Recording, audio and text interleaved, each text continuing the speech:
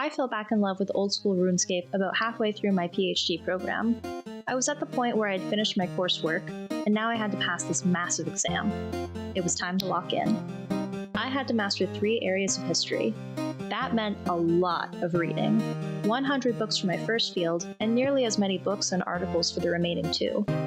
I needed something to keep me motivated while I studied, and that's when I got back into RuneScape. It may seem counterintuitive, but grinding on RuneScape helped motivate me while I had to grind in real life. My little character could chop yew trees behind the Varrock Castle, while I read about marriage strategies in 17th century Rome. She could AFK lobsters in Catherby, while I learned about the social tensions that led to accusations of witchcraft. And when I desperately needed a break from my book on Counter-Reformation cardinals, she could do quests that I'd never gotten to do as a kid. She could take on new bosses, try her hand at a raid. After I passed my exams, RuneScape still kept me company as I began researching and writing my dissertation. Now, my goal is to max my very first main account before I finish my dissertation and get my PhD. Let's see if I'm up for the challenge.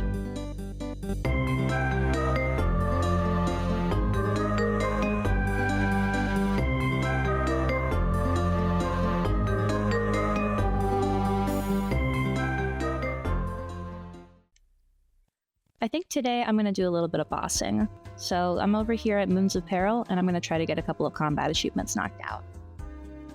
Now that I'm in the position of actually recording myself doing bossing or doing any sort of PVM in RuneScape, I'm realizing that a lot of the content that I watch probably is just showing the absolute highlights of what the fight is like.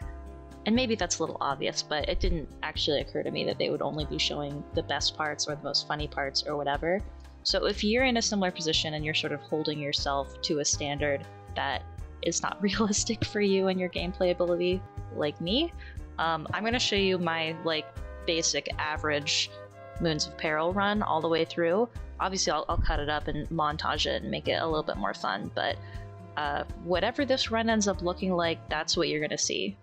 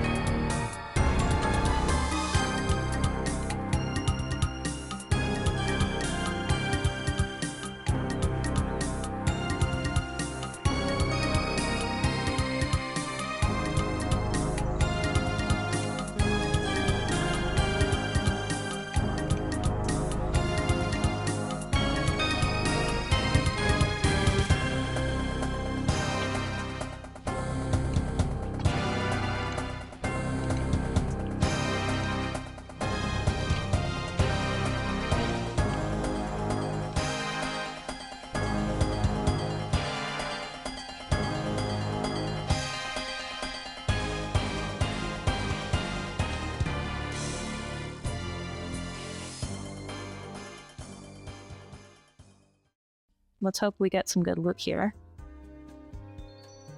No, we did not.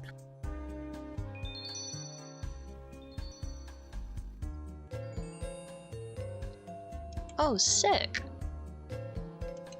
Is that the first unique I've actually gotten from here? That's so cool, let me check. Yeah, that's my first unique, other than the battle darts. Cool! I think this time I'm gonna try to go for Fortified, which is to defeat a moon without consuming any supplies. I'll do that on the blue moon. And I'm gonna try to do the clone zone, but I'm really bad at Eclipse, so we'll see if I can actually, like, do enough damage. Okay, don't attack. I have to sort of wait. Oh shit. Shit. Okay, so I can't have auto retaliate on. I didn't do any did I do damage? Does it just drain automatically? Because I'm not doing any damage. Wow, maybe it just, like, does. Yeah, it's draining and I haven't done any damage to the boss yet. Okay, here we go.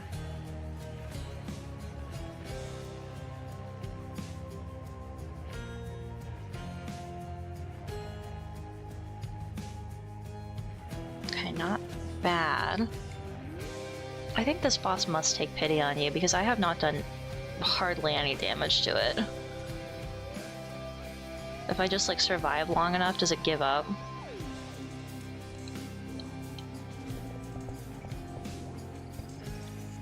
Thank God. Okay, next one we're gonna try no supplies, blue moon. I like that I've got these Scythe brothers hanging out with me.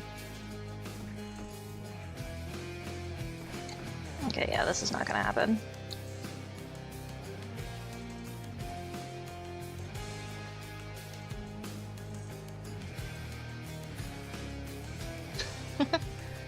Whoa. Yeah, I don't know how that happened, but I got fortified for the blood moon.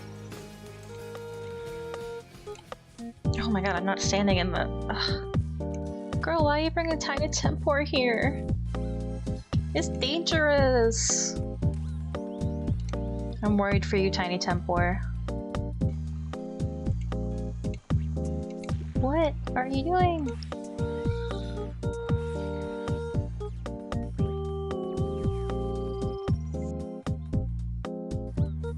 Yeah, I don't know why people think that Blood Moon is really hard. Well, I mean it is, but I don't know, I think Eclipse is the hardest.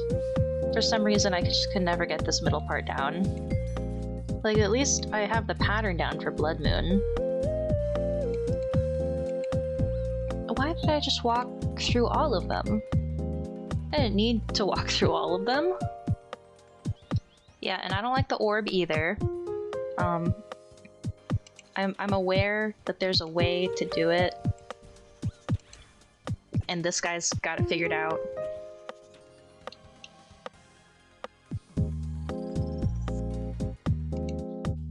Okay, not my best work. Ooh, you see. I gotta catch up! Jesus! Oh, shit.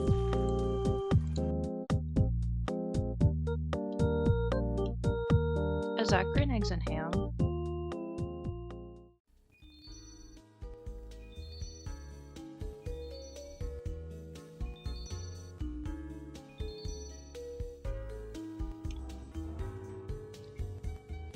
I forgot that this was gonna be a combat achievement. Cool! So now I've got Fat of the Land. Defeat 30 Moons of Peril bosses without leaving the dungeon.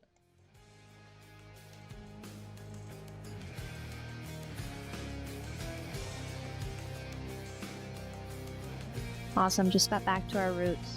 I did go back to the bank for a dragon scimitar. It's really slow with the simi.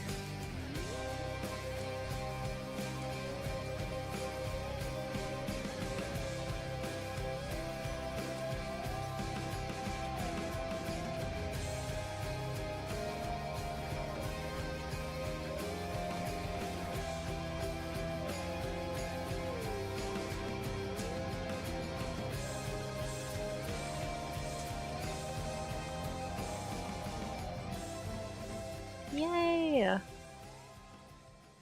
That one was really hard for me. But I think after, what is this, 16, 17 chests, I think I've learned the boss pretty well by now, so yay!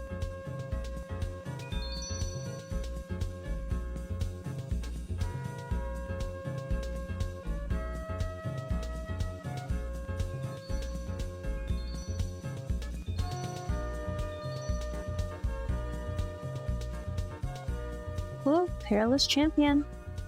I think 25 is all I'm going to do for now. I started with 5 before recording this, so I did 20. Yeah, I think that's plenty. I think I'm going to move on and go do something else now. So from that grind, we got the Eclipse Moon Helm and the Blood Moon Helm and about 2.4 mil worth of loot. So not bad at all. It was pretty fun. It was nice to like learn a boss and feel myself getting better as I went. I think that was pretty good. And in terms of combat achievements, got almost all of them.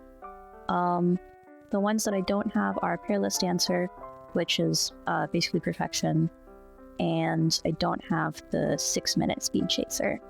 But other than that, got them all knocked out, so pretty proud of that. At this point in the video, I just want to say thank you guys. You know, I didn't really expect anybody to watch my RuneScape series, let alone enjoy it or comment on it.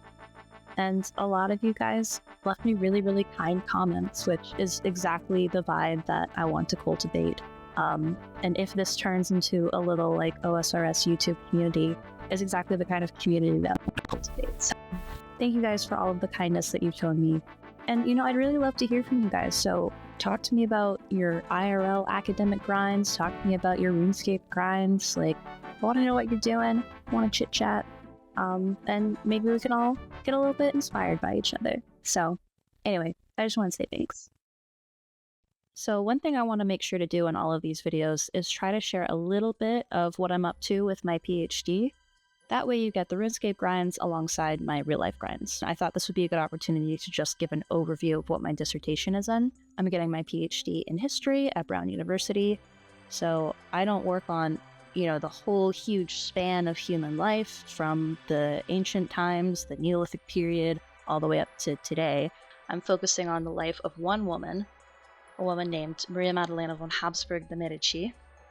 And she lived between 1587 and 1631. So my project encompasses those years and the years like immediately before and immediately after her. I'm not doing a biography. I'm actually studying this woman, Maria Maddalena, and her network to understand what her social connections, familial connections, political connections, religious connections, what all of her different relationships meant for the Grand Duchy of Tuscany. That no longer exists. The Grand Duchy of Tuscany is what Florence was for, you know, a couple hundred years. Pretty much anybody familiar, even in a cursory way with Italian history, might know the Medici ruled Florence for a very long time. Maria Maddalena was an Austrian princess from the Habsburg family. She was born in Graz. She married into the Medici in Florence, and she ruled from there. She's interesting for all sorts of reasons. Partly because she is not well studied, despite being from 2 incredibly well-known families. She's also interesting because her brother started the 30 Years' War, and the implications for that in Florentine politics in the like 1610s, 1620s have not really been well studied as far as I'm aware. So I'm interested in that connection. I'm interested in women rulers in general because Maria Maddalena and Christine of Lorraine and Giovanna d'Austria, another Habsburg. All of these women, they had immense political power and like crazy name recognition. Like I'm operating at a very elite level of history. I'm not doing popular history, which means I have the luxury of having access to a lot more documents, a larger archival record than many topics of history are afforded just by the nature of how humans say things. So the fact that I'm studying a royal person and there's so much documentation on her and there's still been so little work done on her compared to her male counterparts is truly like incredible. Like I don't quite understand how that happened, but women rulers are understudied and I'm really interested in learning a lot more about them and what they were able to contribute to the political situation. That was probably a whole bunch of gobbledygook, but that's what I'm studying and I think it's fascinating. That's kind of the overview of what it is and a little taste of why I think it matters for my field in particular. Okay, back to the last bit of the video. I was looking at my achievement diaries earlier, and actually I have the stats and quests done to get a lot of the hard diaries done, actually. It's just a matter of going out and doing it. might be good just to go ahead and get these knocked out.